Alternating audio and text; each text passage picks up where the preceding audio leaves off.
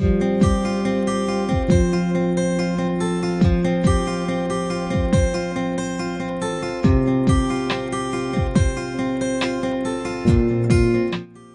this is where pulmonary rehabilitation comes into it.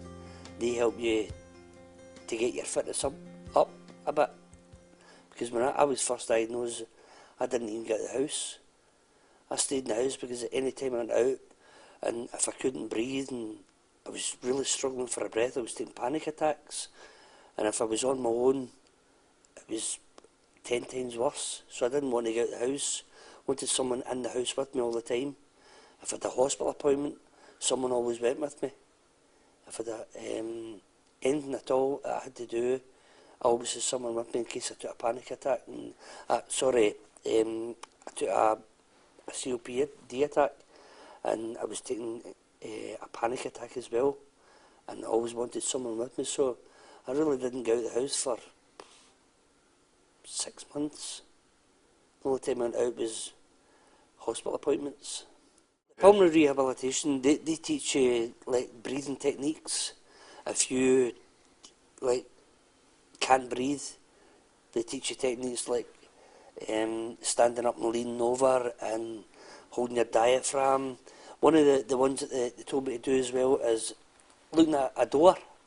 If you breathe in and you look at the door and work from one end to the other, breathing in, and then you breathe out all the way down to the very bottom. You look at the top of the door and you look all the way down and you breathe out. If you do that, it gets your breathing back eventually.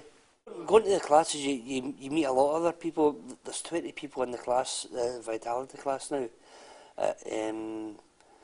And going there every Thursday. I go there once a week, every Thursday. And it's good going there and seeing people are going through the same as yourself. Because when I first went, I was a wee bit kind of apprehensive because there was few people saying COPD, that's for people over 65. And I'm saying, well, that's what I've got, and I was only 41 at the time. People a lot younger than me have got it. The first one would be to keep active by joining a pulmonary rehabilitation course, and most likely your consultant would propose you to join the pulmonary rehabilitation. That's the way it worked with me. Dr. Gravel put me onto pulmonary rehabilitation, and it's helped me enormously. Secondly, breathing control. There was a few exercises if you feel you're going to take an attack. One is standing up and leaning over. Bend over and breathe real slow. The other one is holding your palm against your diaphragm and pressing in, and that helps you breathe as well. Clearing the lungs. I was put on medication called mucidine for clearing my lungs. Some people don't feel they need it. Other people do feel they need it. But a good exercise for clearing your lungs is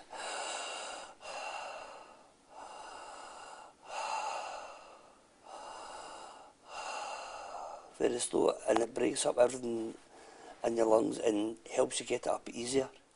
When I was diagnosed with COPD, I thought it was just an infection. I would have it for a couple of days and I'd be back at work, I'd be fine. But I was put on 3 inhalers to help with my breathing. They actually told me just before I left hospital that I would have this for the rest of my life. There's no cure for it. And I would need to make drastic changes to my lifestyle. The big changes were I would need to, I was a very keen golfer. I used to play golf 4 times, maybe more a week.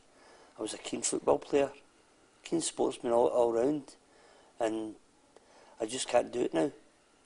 And I've just had to get used to the fact that I'm not going to be able to do the sports that I used to do. I'm going to take more lung infections. I'm not going to be as fit as I used to be. My girlfriend has been so supportive of me. A lot of times, like during the night, she'll get if I feel as if I'm going to take an attack, she gets up and gets my nebulizer, sets it all up, gets everything ready for me, and all I've got to do is put the mask on and turn the machine on. But family is very, very important with an illness like this. You need to be very understanding of what it is you've actually got, and that it's not going to be a few weeks thing, a few months thing. This is you for the rest of your life.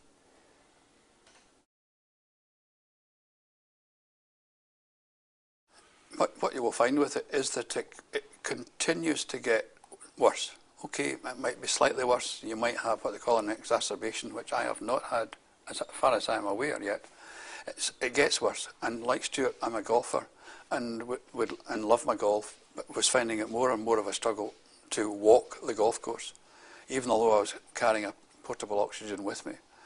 I was concerned in the winter of two years ago, and we have the respiratory nurse who visits once every 6 months, and I expressed that concern to her, and it was she who referred me to the rehab clinic in here to help me to see if I could manage with the COPD in a better basis.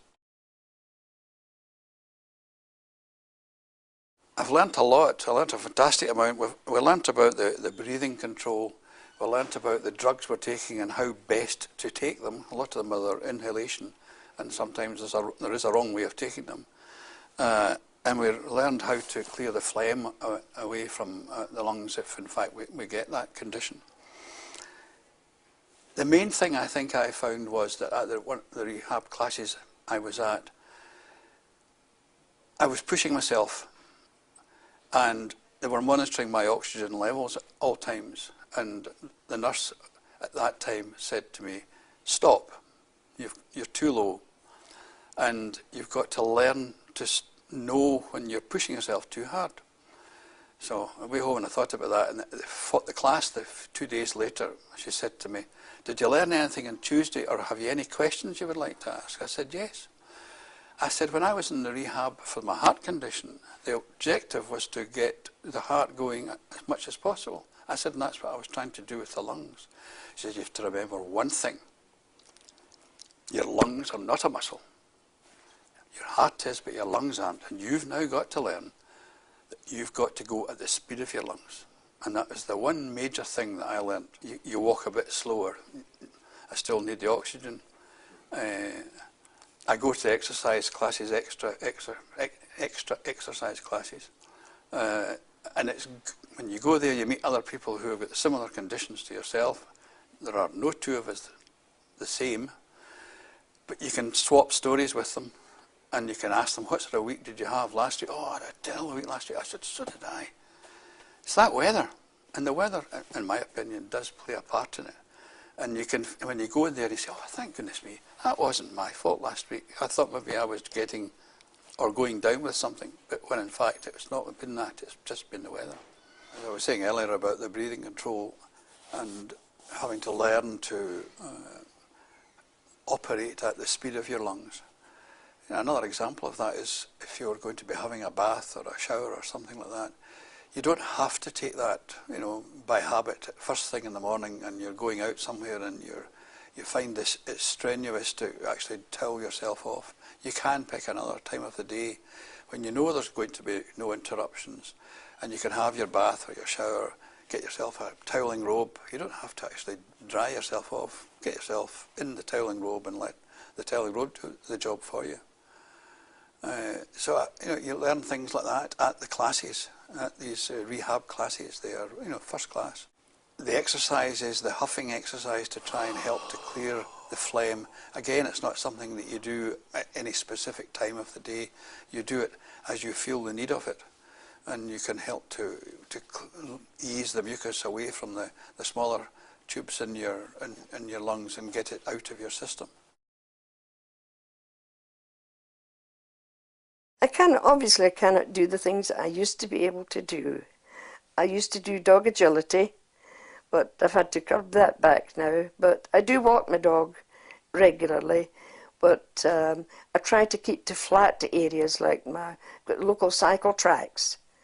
I cheat and take the car as far as I can and then go onto the cycle track.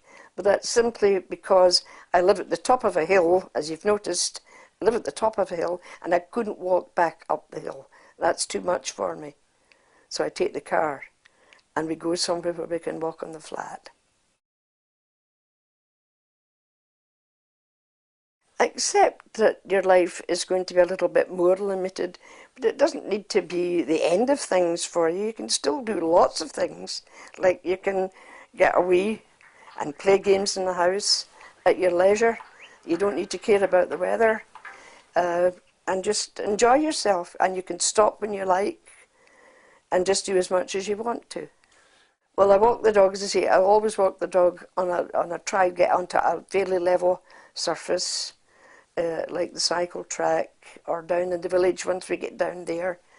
But I walk it as far as I can, and I feel I'm pushing myself just a little bit, and I will stop and take my reliever inhaler if I need to. I have a little break, and then I've got to walk back again to get the car, otherwise I'm in real trouble. I take my mobile phone just in case I get into desperate trouble. But that's never happened. Once a week I do a sort of a main shop, and the trolley's usually quite full. So I bring it home, and it'll take me several trips from the car into the house carrying bags, and I don't carry 2 or 3 bags at once like I used to do.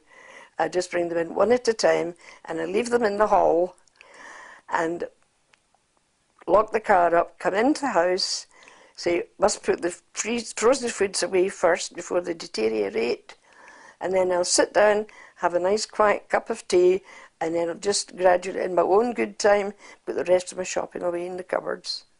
One of the exercises we did at our physiotherapy classes, it sounds so simple that even anybody can do it, but when you actually have to do it, it is very stressful on your poor old legs. And it's standing up and sitting down. As I say, it sounds so simple, but if you keep with it, it really will strengthen your legs and make your walking and everything you do much easier.